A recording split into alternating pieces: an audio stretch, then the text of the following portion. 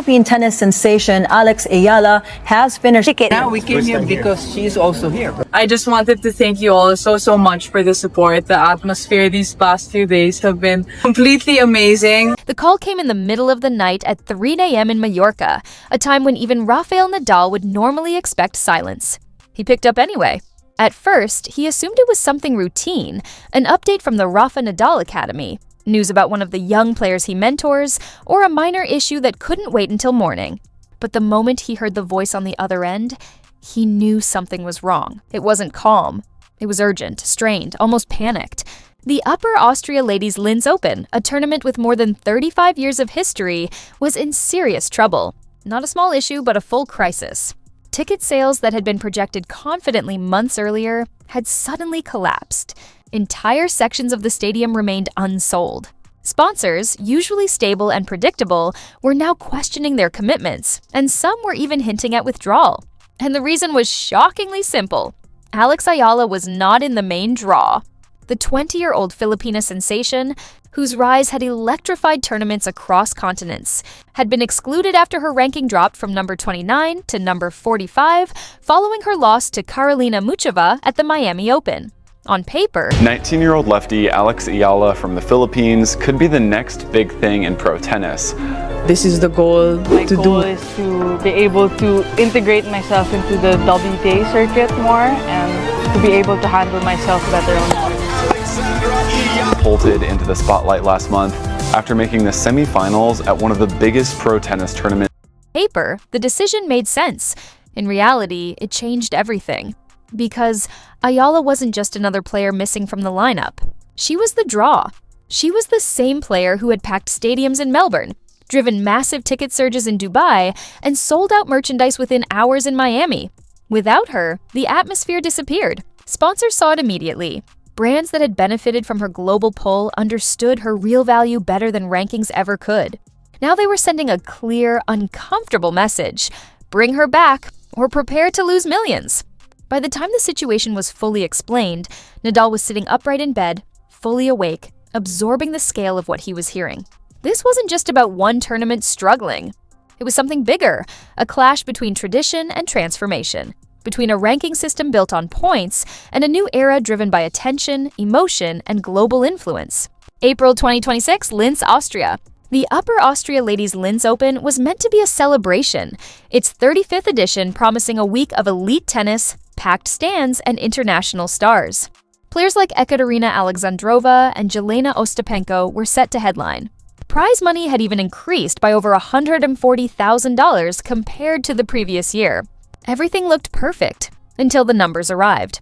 Pre-sale reports were... Imagine that now, because we're so far removed from it, that it's almost hard to say I want to be number one. Little did I know that I would, 100%. I think sports has always been on the front of social change and social progress. If Eala, can keep doing well with her tennis, who knows? The sky's the limit on the court, off the court. Is she the biggest draw in women's tennis right now in the world? And then we have a big challenger after this. Reports were devastating. Attendance projections collapsed. Ticket sales were down more than 40% compared to the previous year. Sessions that once sold out effortlessly, the quarterfinals, semifinals, finals, were now only half full. A financial disaster was looming. Everyone in the room knew the cause: the Eala effect.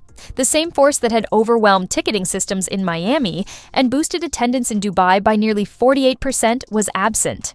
Without her in the draw, fans simply didn't show up. The tournament wasn't struggling because of poor organization.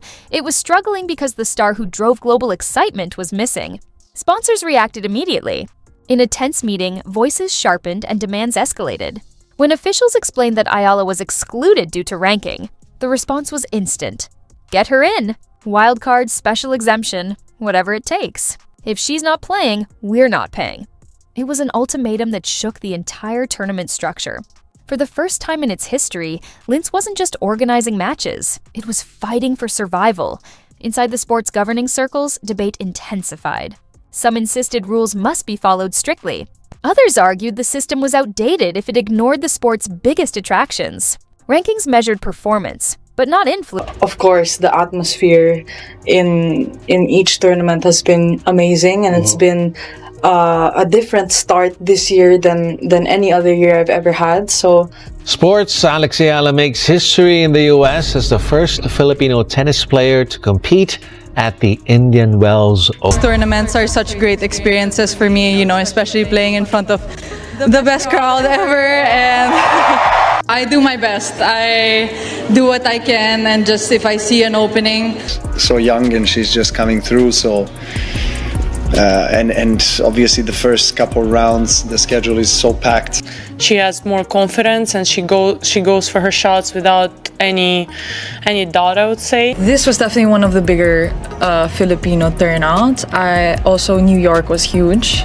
It also depends what court you're on, that you feel the noise. And Not influence, not cultural reach, not emotional connection.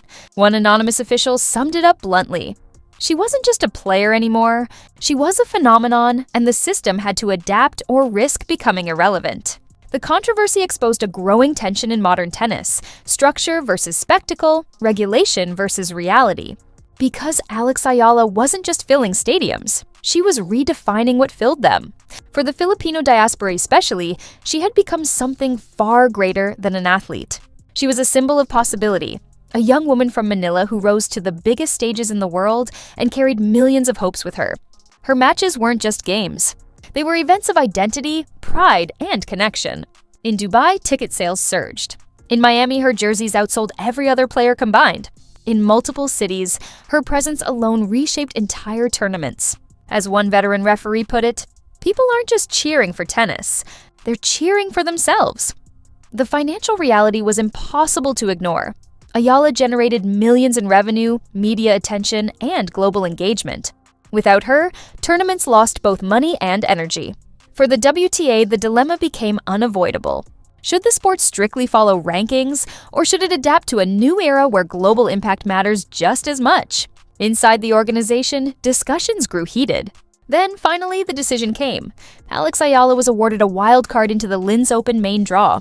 The announcement cited extraordinary circumstances and acknowledged her significant contribution to the growth of women's tennis. The reaction was immediate and divided. Critics called it a dangerous precedent, accusing the WTA of bending its own rules. Supporters called it evolution, arguing the sport was finally acknowledging reality. Even former players weighed in. Andy Roddick commented on the situation as the debate spread across the tennis world, highlighting how unusual and revealing the moment had become. For Eala, the wild card meant more than entry into a tournament. It was validation, proof that her value couldn't be measured by ranking points alone. Her ranking may have dropped, but her influence hadn't. As she prepared for the clay season, Linz, Stuttgart, Madrid, Rome, Roland Garros, she faced a new challenge, adapting her explosive game to slower surfaces, higher bounces, and longer rallies.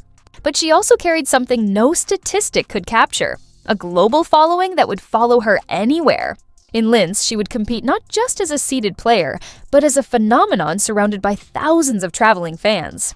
And when asked about pressure, her response was simple: I could win the whole thing or lose in the first round. If I don't win here, I'll win somewhere else. A statement not of doubt, but of belief.